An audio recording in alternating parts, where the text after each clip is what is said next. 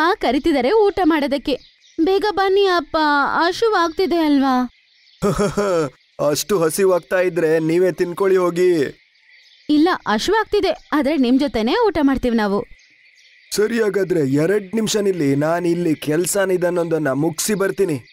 ಅಪ್ಪ ಬೇಗ ಬೇಗಪ್ಪ, ಇಲ್ಲ ಅಂದ್ರೆ ಊಟ ಆರೋಗ್ಬಿಡತ್ತೆ. ಕಾವ್ಯ ಹೇಳಿದನ್ನು ಕೇಳಿ ಅವರಪ್ಪ ನಗ್ತಾ ಮತ್ತೆ ಅವನ ಎಲ್ಲ ಕೆಲ್ಸವನ್ನು ಬೇಗ ಮುಗಿಸ್ತಾನೆ. ಈ ಒಂದು ಕತೆ ಹರಿಯಾನ ಇಬ್ಬರು ಹೆಣ್ಮಕ್ಕಳಾದ ಕಾವ್ಯ ಮತ್ತೆ ಕೀರ್ತಿಯದು. ಇಬ್ಬರು ಹೆಣ್ಮಕ್ಕಳು, ಅವರ ಅಪ್ಪ ಹರಿಯ ಮತ್ತೆ ಅವರ ಹೆಂಡತಿ ಗೀತಾ ಎಲ್ಲ ಒಟ್ಟಿಗಿದ್ರು. ಆಮೇಲೆ ಅವರ ಮನೆಯ ಎದುರುಗಡೆನೆ ಅವ್ರದೊಂದು ದೊಡ್ಡ ತೋಟ ಇತ್ತು. ಅದರ ಪಕ್ಕದಲ್ಲೇ ಅವ್ರದೊಂದು ಕೊಳ ಕೂಡ ಇತ್ತು. ಮನೆಗೆ ಹೋಗುವಾಗ ಮಕ್ಕಳು ಹೇಳ್ತಾರೆ, ಅಪ್ಪ ಅಪ್ಪ ಅದು ಏನಂತಂದ್ರೆ ಆ ತೋಟ ಆದ್ರೂ ನಮ್ ಕೆಲ್ಸ ಬರುತ್ತೆ, ಆ ಕೊಳ ಯೂಸ್ ಇಲ್ಲ ಅಲ್ಲ, ಅದನ್ನ ಮಾರ್ಬಿಡ್ಬೋದಲ್ವಾ?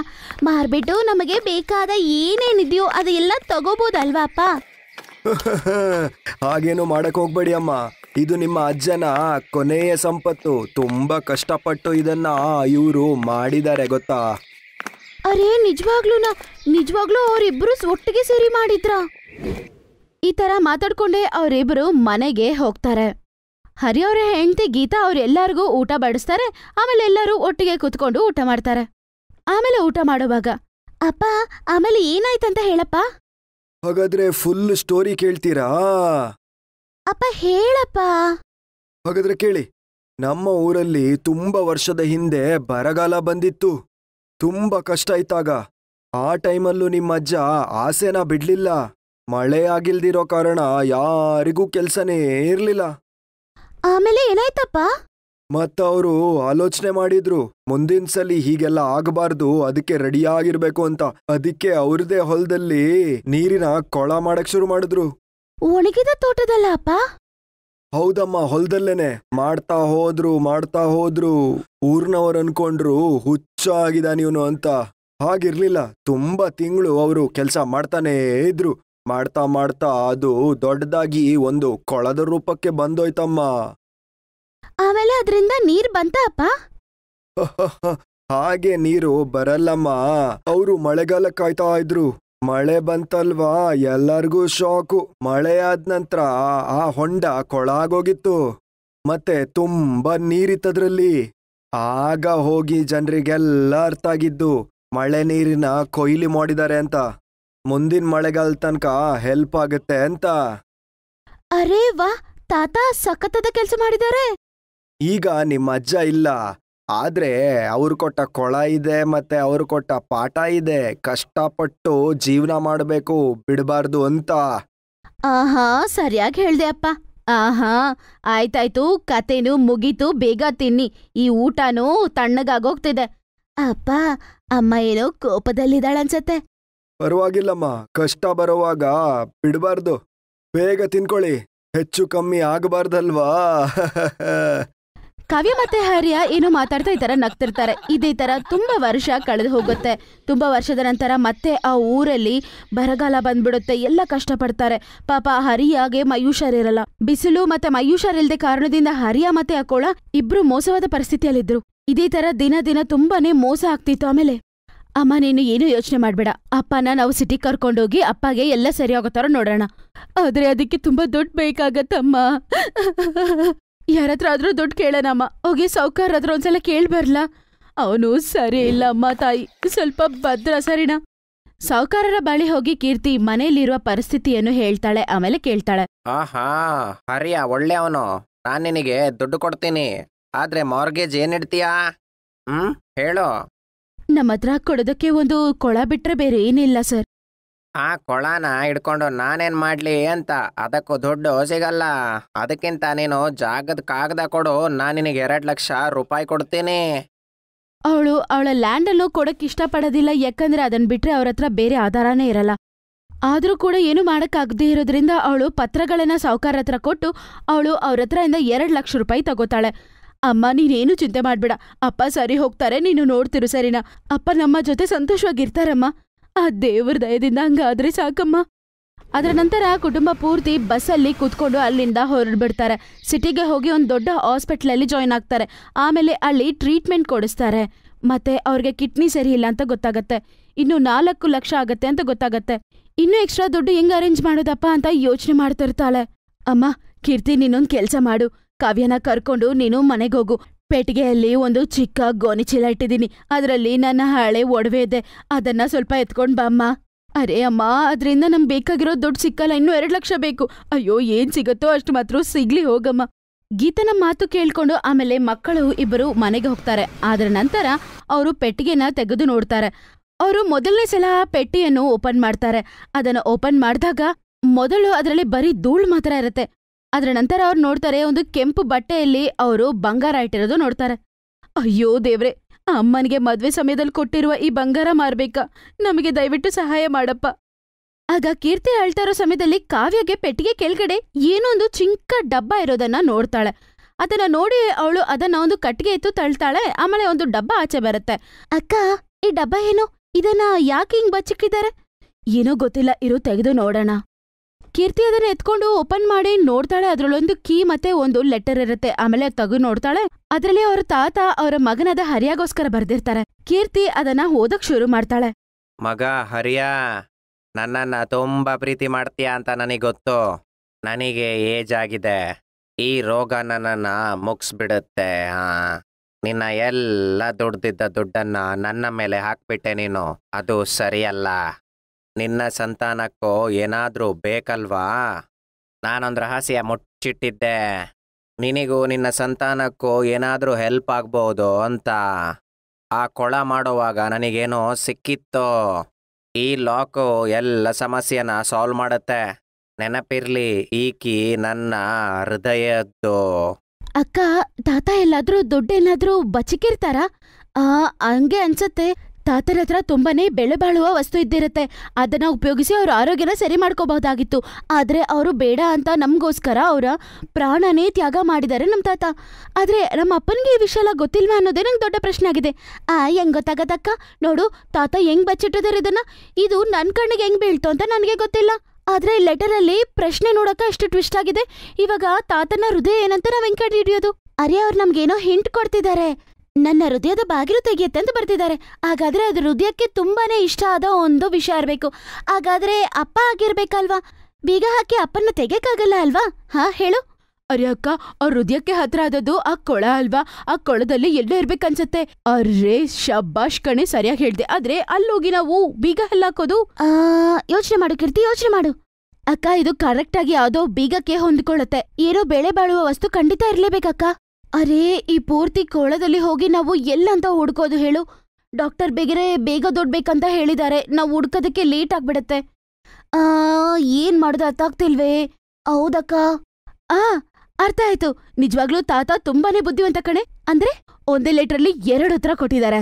ನನ್ನ ಹೃದಯದ ಕೀಲಿ ಅಂದ್ರೆ ಆ ಕೊಳ. ಹೃದಯ ಅಲ್ಲಿರತ್ತೆ, ಶರೀರದ ಮಧ್ಯದಲ್ಲಿ. ಕೊಳದ ಮಧ್ಯದಲ್ಲಿ ಹೋಗಿ ಹಾಗ್ಯಾಣ, ಅದು ಕೂಡ ಮಧ್ಯದಲ್ಲಿ, ಸರಿನಾ? ಅರೆ ಅಕ್ಕ, ನೀನ್ ಸರಿಯಾಗಿ ಹೇಳ್ದೆ ಅಕ್ಕ. ನಿಜವಾಗ್ಲೂ ಒಂದ್ ವಿಷಯ ಒಪ್ಕೋಬೇಕಕ್ಕ, ತಾತ ನಿಜವಾಗ್ಲೂ ತುಂಬಾ ಬುದ್ಧಿವಂತ. ಆದ್ರೆ ಅವರ ಮೊಮ್ಮಕ್ಕಳು ಕೂಡ ಅವ್ರ ತರನೇ ಬುದ್ಧಿವಂತಿಕೆಯಿಂದ ಇರ್ತಾರಂತ ಯೋಚನೆ ಮಾಡಿ ಒಳ್ಳೆ ಕೆಲಸ ಮಾಡಿದಾರಲ್ವಾ? ಕಾವ್ಯ ಹೇಳಿದನ್ನ ಕೇಳಿ ಕೀರ್ತಿ ನಗ್ತಾಳೆ. ಅದರ ನಂತರ ಅವರಿಬ್ರು ಅದೇ ರಾತ್ರಿ ಹೋಗಿ ಹಗಿತಾರೆ. ಮತ್ತೆ ಅವ್ರಿಗೆ ಸ್ವಲ್ಪ ಹೊತ್ತು ಹಗಿದ ನಂತರ ಅವ್ರಿಗೆ ಅಲ್ಲಿ ನಿಧಿ ಸಿಗುತ್ತೆ. ಅದನ್ನ ಓಪನ್ ಮಾಡಿ ನೋಡಿದ್ರೆ ಅದ್ರೊಳಗಡೆ ಬಂಗಾರ ಇರುತ್ತೆ. ಅಕ್ಕ, ಇದು ಬಂಗಾರದ ನಾಣ್ಯಗಳಲ್ವಾ? ನಿಮ್ಮ ಈ ಕಷ್ಟಗಳೆಲ್ಲ ಸರಿ ಹೋಗ್ಬಿಡುತ್ತೆ ಅಂತ ತಾತ ಹೇಳಿದ್ದು ನಿಜ ಕಣೆ. ನಿಜವಾಗ್ಲೂ ತಾತ ತುಂಬಾನೇ ಬುದ್ಧಿವಂತ ಕಣೆ. ನಮ್ಗೋಸ್ಕರ ಎಷ್ಟು ಒಳ್ಳೇದ್ ಮಾಡಿದಾರಲ್ವಾ? ಅದ್ರ ನಂತರ ಅದ್ರಲ್ಲಿರುವ ನಾಣ್ಯಗಳನ್ನು ಎತ್ಕೊಂಡೋಗಿ ಅವಳು ಮಾರ್ಬಿಡ್ತಾಳೆ. ಮತ್ತೆ ಅದರಿಂದ ಚಿಕಿತ್ಸೆ ಮಾಡಿಸ್ತಾಳೆ. ಹರಿಯಾನ ಚಿಕಿತ್ಸೆ ಮುಗಿದ ನಂತರ ಅವಳು ಊರಿಗೆ ಬಂದು ಜಮೀನ್ದಾರಿಗೆ ಕೊಡ್ಬೇಕಾಗಿರೋ ದುಡ್ಡು ಕೊಡ್ತಾಳೆ. ಆಮೇಲೆ ಒಂದಿನ ಅವರಪ್ಪ, ಮಗ, ನೀನ್ ಹೇಳಲಿಲ್ಲ ಅಷ್ಟು ದುಡ್ಡು ಎಲ್ಲಿಂದ ಬಂತು ಅಂತ? ಕೀರ್ತಿ ಹರಿಯಾಗೆ ಅವ್ರ ಅಪ್ಪನ ಲೆಟರ್ನ ಕೊಡ್ತಾಳೆ. ಆಮೇಲೆ ನಡೆದ ಎಲ್ಲ ವಿಷಯವನ್ನು ಹೇಳ್ತಾಳೆ. ಹಾಗಾದ್ರೆ ಮಿಕ್ಕಿರೋ ನಾಣ್ಯಗಳನ್ನು ಏನಮ್ಮ ಮಾಡೋದು? ಅಮ್ಮ, ತಾತಗೆ ಇಷ್ಟ ಆಗಿರುವ ಕೊಲವನ್ನು ಸರಿ ಮಾಡ್ಸೋಣ, ಇನ್ನೂ ಸುಂದರವಾಗಿ ದೊಡ್ಡದ್ ಮಾಡೋಣ, ಮೀನ್ಗಳನ್ನ ಹಾಕೋಣ, ಮತ್ತೆ ಪಕ್ಕದಲ್ಲೇ ಒಂದು ಪಾರ್ಕ್ ಮಾಡ್ಬಿಡೋಣ, ಮತ್ತೆ ಜನರೆಲ್ಲ ಅಲ್ಲಿ ಬಂದು ಕುತ್ಕೊಂಡು ಎಂಜಾಯ್ ಮಾಡ್ಲಿ, ಮತ್ತೆ ಪಕ್ಕದಲ್ಲಿ ಕುಡಿಯಕ್ ನೀರು ಹಿಡಿಯೋಣ. ಎಲ್ಲರೂ ಅಲ್ಲಿ ಕುತ್ಕೊಂಡು ತನ್ನನ್ನೇ ನೀರ್ ಕುಡಿದು ತುಂಬಾ ಸಂತೋಷವಾಗಿರ್ತಾರೆ. ಅದರಿಂದ ತಾತ ಕೂಡ ತುಂಬಾ ಸಂತೋಷ ಪಡ್ತಾರೆ.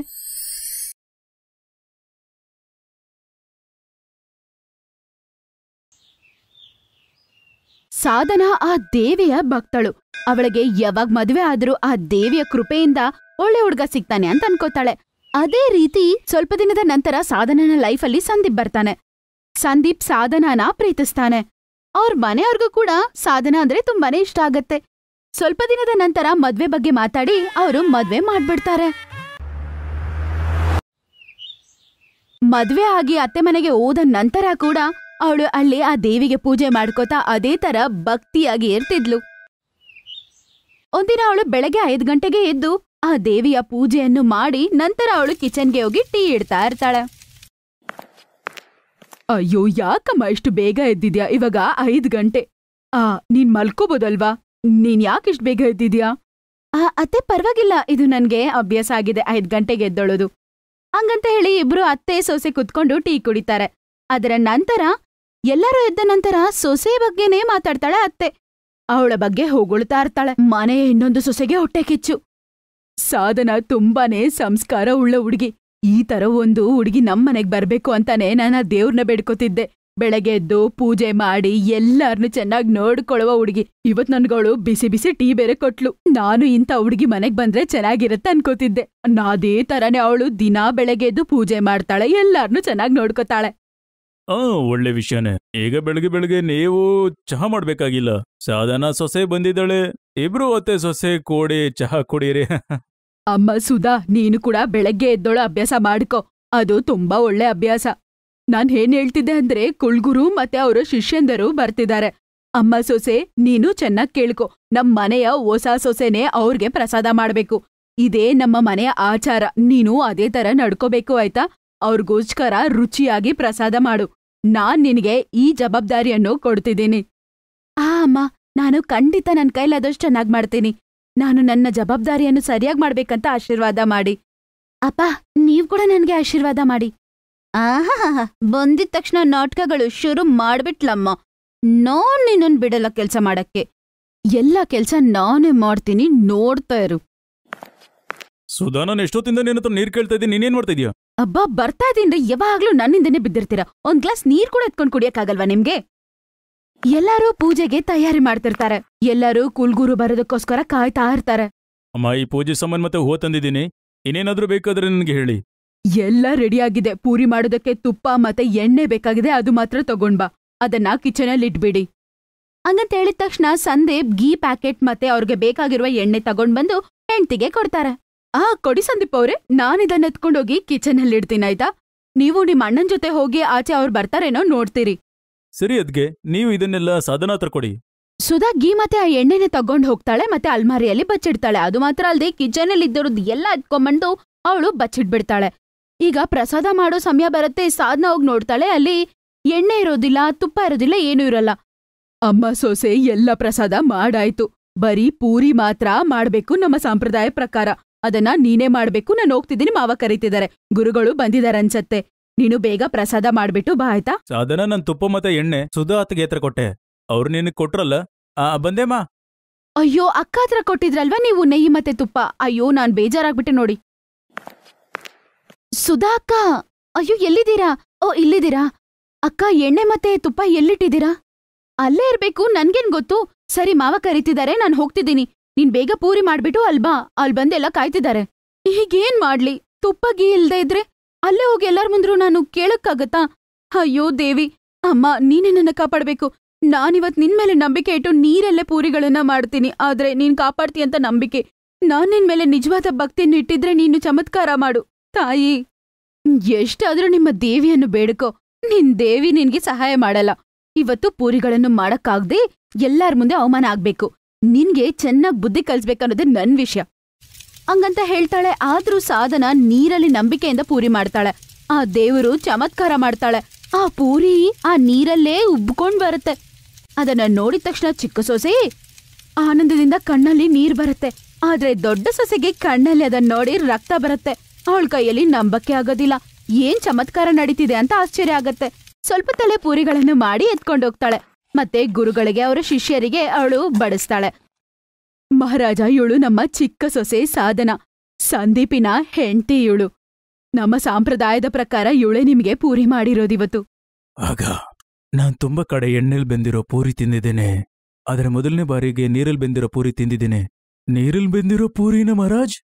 ಏನಮ್ಮ, ನಾನ್ ಸರಿಯಾಗಿ ಹೇಳ್ತಾ ಇದ್ದೀನಲ್ಲ? ನಿನ್ ಮೇಲೆ ದೇವಿದು ತುಂಬಾ ಕೃಪೆ ಇದೆ. ಇವತ್ತು ಕಷ್ಟದ ಸಮಯದಲ್ಲಿ ನಿನ್ಗೆ ಅವರು ಸಹಾಯ ಮಾಡಿದ್ರಲ್ಲ? ಹೌದು ಸ್ವಾಮಿಗಳೇ, ನೀವು ಹೇಳ್ತಿರೋದು ನಿಜ.